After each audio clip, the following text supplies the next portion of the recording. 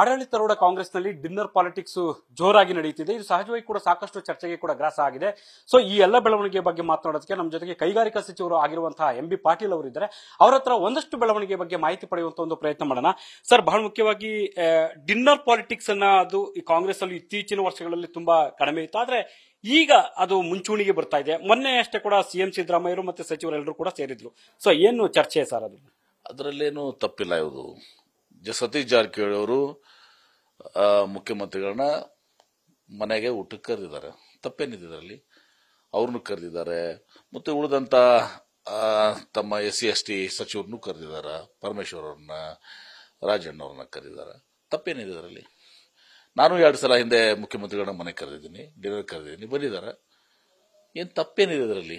ಅದಕ್ಕೆ ಬಹಳಷ್ಟು ಮತ ಕೊಡುವಂತ ಅವಶ್ಯಕತೆ ಅಲ್ಲ. ಇವತ್ತು ಮುಖ್ಯಮಂತ್ರಿಗಳಾಗ್ಲಿ, ಉಪಮುಖ್ಯಮಂತ್ರಿಗಳಾಗ್ಲಿ, ಮಂತ್ರಿಗಳಾಗ್ಲಿ ಅಷ್ಟೇ. ಯಾಕೆ ನಾವು ಬೇರೆ ಪಕ್ಷದವ್ರನ್ನೂ ಕೂಡ ಈಗ ಹಿಂದೆ ಅಶ್ವತ್ಥನಾರಾಯಣ ಮನೆ ಅಶ್ವತ್ಥನಾರಾಯಣ ಮನೆಗೆ ಯಾಕೆ ಊಟಕ್ಕೆ ಬಂದಿದ್ದಾರೆ ಅಂತ ಏನು ಅರ್ಥ ಇದು?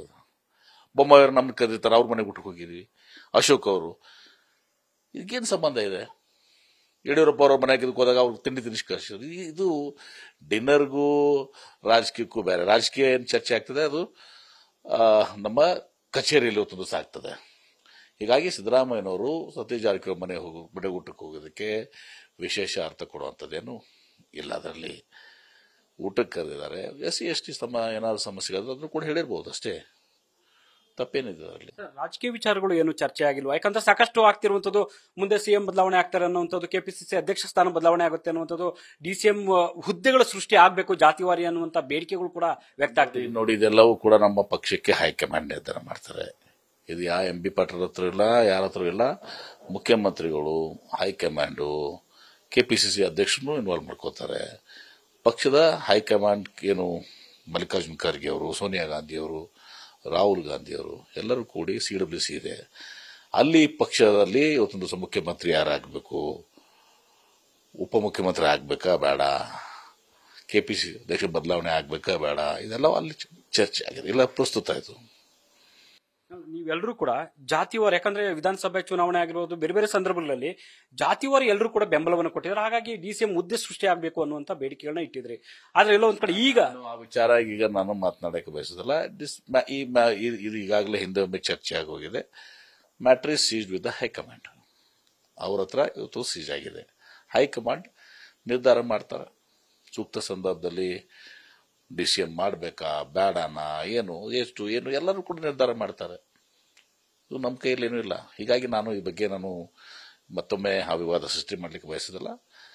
ಅದು ಹಿಂದೆ ಚರ್ಚೆ ಆಗೋಗಿದೆ. ಪಕ್ಷ ಎಲ್ಲದಕ್ಕೂ ಹೈಕಮಾಂಡ್ ಇದೆ. AICC ಅಧ್ಯಕ್ಷರು, CWC, ಕಾಂಗ್ರೆಸ್ನಲ್ಲಿ ಏನೇ ನಿರ್ಣಯ ಆಗಬೇಕು ಅದನ್ನು ಕೂಡ ಅವ್ರು ಮಾಡ್ತಾರೆ. ಸರ್, KPCC ಅಧ್ಯಕ್ಷ ಸ್ಥಾನದ, ಯಾಕಂದ್ರೆ ಒಬ್ಬರಿಗೆ ಒಂದೇ ಹುದ್ದೆ ಅನ್ನುವಂಥದ್ದು ಸಾಕಷ್ಟು ಮೊನ್ನೆ ಕೂಡ ನಡೆದಂತ ಅಧಿವೇಶನದಲ್ಲೂ ಚರ್ಚೆ ಆಯಿತು ಅನ್ನುವಂಥದ್ದು. ಅಂದ್ರೆ ಈಗ ಬದಲಾವಣೆಯ ಸಂದರ್ಭ ಸನ್ನಿವೇಶ ಇದೆ ಅನ್ಸುತ್ತಾ? ನಿಶ್ಚಿತವಾಗಿ ನೋಡಿ, DK ಶಿವಕುಮಾರ್ ಅವರು KPCC ಅಧ್ಯಕ್ಷರಾಗಿ ಸುದೀರ್ಘವಾಗಿ ಈಗ ಪಕ್ಷ ಅಧಿಕಾರಕ್ಕೆ ತರುವಲ್ಲಿ ಬಹಳ ಮಹತ್ವದ ಪಾತ್ರ ವಹಿಸಿದ್ದಾರೆ. ಸಂಘಟನೆ ಮಾಡಿದ್ದಾರೆ. ದೊಡ್ಡ ಕಡೆಗೆ ಇವತ್ತು ದಿವಸ DK ಶಿವಕುಮಾರ್ ಅವ್ರದ್ದಿದೆ. ಅವರು ಉಪಮುಖ್ಯಮಂತ್ರಿನೂ ಇದ್ದಾರೆ. ಈಗ 2 ದೊಡ್ಡ ಪೋರ್ಟ್ಫೋಲಿಯೋಸ್, ಬೆಂಗಳೂರು ಡೆವಲಪ್ಮೆಂಟ್ ಅಥಾರಿಟಿ, ನೀರಾವರಿ ಖಾತೆ. ಹೀಗಾಗಿ ಅವರೇ ಹೇಳಿದ್ದಾರೆ, ನನಗೆ ಇದನ್ನ ನಿಭಾಯಿಸಲಿಕ್ಕೆ ಬಹಳ ಕಷ್ಟ ಆಗ್ತದೆ, ಅಂದ್ರೆ ನ್ಯಾಯ ಕೊಡಲಿಕ್ಕೆ ಬಹಳ ಕಷ್ಟ ಆಗ್ತದೆ ಸ್ವಾಭಾವಿಕವಾಗಿಯೂ ಕೂಡ. ಮತ್ತು ಹೈಕಮಾಂಡ್ ಕೂಡ ಅವರಿಗೆ ಪಾರ್ಲಿಮೆಂಟ್ ಎಲೆಕ್ಷನ್ ವರೆಗೆ 11 ದಿವಸ ಅವ್ರನ್ನ KPCC ಅಧ್ಯಕ್ಷ ಆಗಿ ಮುಂದುವರಿಬೇಕು ಅಂತೇಳಿ ಒಂದು ನಿರ್ಣಯವನ್ನು ಮಾಡಿದ್ರು. ಹೀಗಾಗಿ ಹೈಕಮಾಂಡ್ 11 ದಿವಸ ಆ ನಿರ್ಣಯವನ್ನು ಕೈಕೋತಾರೆ. 11 ದಿವಸ ಇಂದಿಲ್ಲ ನಾಳೆ ಅವರು 11 ದಿವಸ ಈ KPCC ಅಧ್ಯಕ್ಷರನ್ನ ಯಾರು ಮಾಡಬೇಕು, ಏನ್ ಮಾಡಬೇಕು ಅದನ್ನ ಮಾಡ್ತಾರೆ. ತಮ್ಮ ಹೆಸರು ಕೂಡ KPCC ಅಧ್ಯಕ್ಷ ಸ್ಥಾನದ ವಿಚಾರವಾಗಿ ಚರ್ಚೆಗಳು ಆಗ್ತಾ ಇರುವಂತದ್ದು. ತಾವು ಆಕಾಂಕ್ಷಿಗಳಾಗಿದ್ರೆ ಒಂದು ವೇಳೆ ಹೈಕಮಾಂಡ್ ಕೊಟ್ಟರೆ ಜವಾಬ್ದಾರಿ ನಿಭಾಯಿಸ್ತೀರಾ? ನೋಡಿ, ನಾನು ಅದನ್ನೇನು ಹೇಳಕ್ಕೆ ಹೋಗೋದಿಲ್ಲ. ನಾನು KPCC ಅಧ್ಯಕ್ಷರ ಆಕಾಂಕ್ಷಿ ಅಲ್ಲ, ಇಷ್ಟೇ ಹೇಳಬಲ್ಲೆ. ನಾನು ನಿಮಗೆ ಯಾರಾಗ್ತಾರೆ, ಏನಾಗ್ತಾರೆ, ಹೆಂಗ್ ಮಾಡ್ತಾರೆ, ಹೈಕಮಾಂಡು KPCC ನಮ್ಮ AICC ಅಧ್ಯಕ್ಷರು ಮಲ್ಲಿಕಾರ್ಜುನ್ ಖರ್ಗೆ ಅವರಿಗೆ, ಸೋನಿಯಾ ಗಾಂಧಿ ಅವರಿಗೆ, ರಾಹುಲ್ ಗಾಂಧಿ ಅವ್ರಿಗೆ ಬಿಟ್ಟಿರುವಂತದ್ದು. ಲಿಂಗಾಯತ ಸಮುದಾಯಕ್ಕೆ ಆದ್ಯತೆಯನ್ನು ಕೊಡಬೇಕು ಅನ್ನುವಂತ ಚರ್ಚೆ ಆಗ್ತಿದೆ ಅಂತ. ನೋಡಿ, ಎಲ್ಲಾ ಸಮುದಾಯಗಳು ತಮ್ಮ ಆದ್ಯತೆಯನ್ನು ಕೇಳ್ತಾರೆ. SC-ದವ್ರು ಕೇಳ್ತಾರೆ, ST-ದವ್ರು ಕೇಳ್ತಾರೆ, ಲಿಂಗಾಯತರು ಕೇಳ್ತಾರೆ, ಒಕ್ಕಲಿಗರು ಕೇಳ್ತಾರೆ. ಹಕ್ಕಿದೆ ಪ್ರತಿಯೊಬ್ಬರಿಗೂ ಕೇಳುವಂಥದ್ದು. ಅದು ಯಾರು ಮಾಡಬೇಕು, ಏನ್ ಮಾಡಬೇಕು, ಸಂದರ್ಭ ಏನಿದೆ, ಎಲ್ಲ ಮಾನದಂಡ ಏನು, ರಾಜಕೀಯವಾಗಿ ಏನಾಗ್ತದೆ ಎಲ್ಲವನ್ನು ವಿಚಾರ ಮಾಡ್ಕೊಂಡು ಹೈಕಮಾಂಡ್ ಸೂಕ್ತ ಸಂದರ್ಭದಲ್ಲಿ ನಿರ್ಣಯ ಮಾಡ್ತಾರೆ. ಸರ್, ಬಿಜೆಪಿ ರಾಜ್ಯಾಧ್ಯಕ್ಷ ವಿಜೇಂದ್ರ ಅವರು ಇನ್ 3-4 ತಿಂಗಳಲ್ಲಿ ಸಿಎಂ ಬದಲಾವಣೆ ಆಗ್ತಾರೆ ಅನ್ನುವಂತ ಮಾತು ಹೇಳಿದ್ದಾರೆ. ಆ ರೀತಿ ಬದಲಾವಣೆ ಆಗ್ತಿದಾರ? ನಮ್ಮ ಮುಖ್ಯಮಂತ್ರಿಗಳು ಬದಲಾವಣೆ ಆಗೋ ಪ್ರಶ್ನೆ ಬರೋದಿಲ್ಲ. ಆದ್ರೆ ವಿಜೇಂದ್ರ ಬದಲಾವಣೆ ಆಗ್ತಾರೆ, ಇಷ್ಟು ಮಾತ್ರ ನಾನು ಹೇಳಬಲ್ಲೆ. ನಾನು 3-4 ತಿಂಗಳಲ್ಲಿ, ಕೆಲವೇ ತಿಂಗಳಲ್ಲಿ ವಿಜೇಂದ್ರ ಬದಲಾವಣೆ ಆಗ್ತದೆ. ಅಲ್ಲ ಸರ್, ವಿಜೇಂದ್ರಿಗೆ ಹೇಳಿ, ನಿಂದು ನೋಡ್ಕೊಳ್ಳಪ್ಪ ಕುರ್ಚಿ, ನಮ್ಮ ಮುಖ್ಯಮಂತ್ರಿ ಕುರ್ಚಿ ಯಾಕೆ ನೋಡ್ಕೊಳಕ್ ಹೋಗಿದ್ಯಾ ನೀನು? ನಿನ್ ಕುರ್ಚಿ ನಿನ್ ಬದಲ ಮಾಡ್ಕೊಂಡು ಅಳಗಾಡ್ತಾ ಇದೆ. ಅದು ಬಿಜೆಪಿ ರಾಜ್ಯಾಧ್ಯಕ್ಷ ಸ್ಥಾನ ಬದಲಾವಣೆ ಆಗುತ್ತೆ ಅಂತೀರ? ಅದೇ ಹೇಳ್ತಿದಾರಲ್ಲ, ಅವ್ರ ಕುರ್ಚಿ ಬದಲಾವಣೆ, ಅವ್ರ ವಿಜೇಂದ್ರನೇ ಬದಲಾವಣೆ ಮಾಡಕ್ ಹೊರಟಿದಾರ. ಕುರ್ಚಿ ಅಳಗಾಡ್ತಾ ಇದೆ. 4 ಕಾಲಲ್ಲಿ ಒಂದೇ ಕಾಲ ಮೇಲೆ ನಿಂತಿದೆ. ಈಗ ಅದು 3 ಕಾಲು ಹೋಗಿದಾವೆ ಆಲ್ರೆಡಿ. ಅವ್ರು ವಿಚಾರ ಮಾಡ್ಕೊಳ್ಳೋದನ್ನ. ಸರ್, ಕುಮಾರಸ್ವಾಮಿ ಅವರು ಸಂಕ್ರಾಂತಿ ನಂತರ ನೋಡ್ತಾ ಇರಿ ಕಾಂಗ್ರೆಸ್ ನಲ್ಲಿ ಬೆಳವಣಿಗೆಗಳು ಏನೇನಾಗ್ತವೆ ಅನ್ನುವಂತ ಮಾತು ಹೇಳ್ತಿದ್ದಾರೆ. ಬಿಟ್ಬಿಡಿ ಕುಮಾರಸ್ವಾಮಿ ಅವ್ರದ್ದೆಲ್ಲ ಹಿಟ್ ಅಂಡ್ ರನ್ ಕೇಸ್ ಮಾಡಕ್ಕೆ. JDS ಅವ್ರಿಗೂ ಹೇಳ್ಬೇಕಾಗ್ತದೆ, ನಾವು ನಿಮ್ ಪಕ್ಷದ ಬಗ್ಗೆ ಚಿಂತೆ ಮಾಡ್ರಿ. JDS ಇವತ್ತಿನ ದಿವಸ ಮುಳುಗ್ತಿರುವಂತ ಹಡಗಿದು. ಬಹಳಷ್ಟು JDS ಶಾಸಕರು ಕಾಂಗ್ರೆಸ್ ಬರ್ಲಿಕ್ಕೆ ಒಲವನ್ನು ತೋರಿಸಿದಾರ.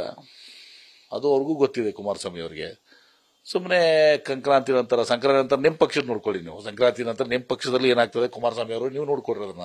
ಅಂದ್ರೆ JDS ನ ಶಾಸಕರು ಬರ್ತಾರೆ ಕಾಂಗ್ರೆಸ್ಗೆ ಅಂತ ಹೇಳ್ತಿದ್ರು ಸರ್. ಸಂಕ್ರಾಂತಿ ನಿಮ್ಗೆ ಗೊತ್ತಿದೆ, ಎಲ್ಲರಿಗೂ ಮಾಧ್ಯಮದವ್ರಿಗೆ ಗೊತ್ತಿಲ್ವಾ?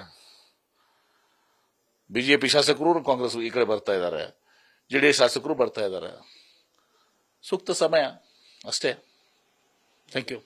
ಇದಿಷ್ಟು ಕೂಡ ಸಚಿವರಾಗಿರುವಂತಹ MB ಪಾಟೀಲ್ ಅವರ ಸ್ಪಷ್ಟವಾದ ಮಾತುಗಳು. ಕ್ಯಾಮರಾ ಪರ್ಸನ್ ಶಿವಾನಂದ್ ಜೊತೆ Harish Kakul, news first, Bengaluru. News first ನಿರ್ಭೀತಿಯಿಂದ ನಿಮ್ಮ ಪರವಾಗಿ.